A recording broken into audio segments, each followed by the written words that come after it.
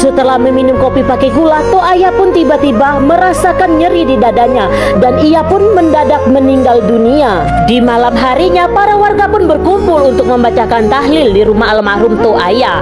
Tiba-tiba Ida, sahabatnya Sarah, melihat sosok yang melompat-lompat dari luar jendela. Sambil gemetaran, Ida pun tak dapat berkata apa-apa. Ia pun mengalihkan pandangan kepada surat Yasin yang ia baca, tapi ia merasa ada yang mengawasinya. Ketika ia melihat, ternyata ada sosok pocong yang menatapnya. Sosok itu pun tepat di kepala Toaya. Ia pun menjerit bersamaan dengan bangkitnya jenazah Toaya. Para warga pun lari ketakutan melihat jasad Toaya kembali hidup. Ini adalah kedua kalinya Toaya mati balik hidup. Ida pun pingsan di tempat.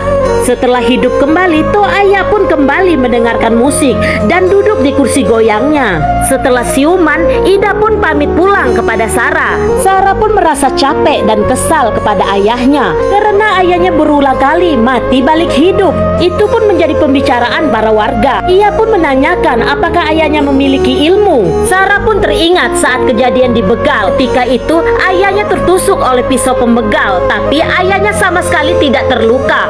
Bahkan ayahnya pun mencabut pisau itu. Atas kejadian itu, Sarah pun yakin kalau ayahnya memiliki ilmu kebal. Lalu Sarah pun mengambil parang di dapur dan ia pun mencoba menyayat-nyayat tangan ayahnya. Benar dugaan Sarah, ayahnya kebal. Ia pun tidak terluka sama sekali. Disinilah baru Sarah menyadari penyebab ayahnya tak bisa meninggal. Itu semua karena ilmu kebal yang ayahnya miliki. Sarah pun meminta ayahnya membuang ilmu itu. Dalam keadaan emosi dan marah, ayahnya pun mengatakan, jika kau ingin aku cepat mati, ada 3 pantangan yang bisa membuatku benar-benar mati, yaitu pertama, bila ia memakan rebung hitam, maka kekuatannya akan hilang dan ia akan semakin lemah jika tali pinggangnya diputuskan.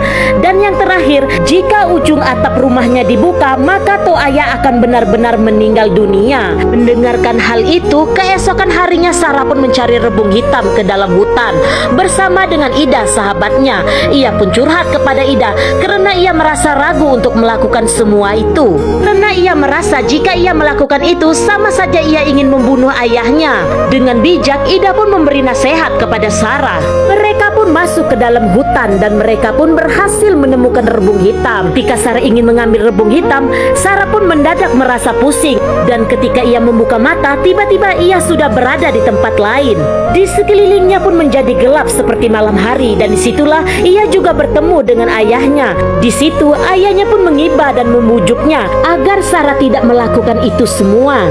Ayah pun berusaha menggoyahkan hati Sarah dengan mengatakan jika Sarah melakukan itu semua, seumur hidup Sarah akan merasa bersalah telah membunuh ayahnya sendiri. Ayah pun meminta Sarah melupakan semuanya dan hidup bahagia bersamanya. Karena Sarah telah menyadari itu bukan ayahnya, Ayah pun berubah menjadi hantu. Hantu itu pun mencekik Sarah dan tiba-tiba Sarah pun terbangun kembali ke alam nyata. Ida pun berusaha membangunkan Sarah dengan membacakan ayat-ayat suci Al-Quran. Dengan kejadian itu, tekad Sarah pun semakin kuat untuk memberi ayahnya memakan rebung hitam. Apakah Sarah akan berhasil membuat Ayah benar-benar mati? Saksikan cerita selanjutnya.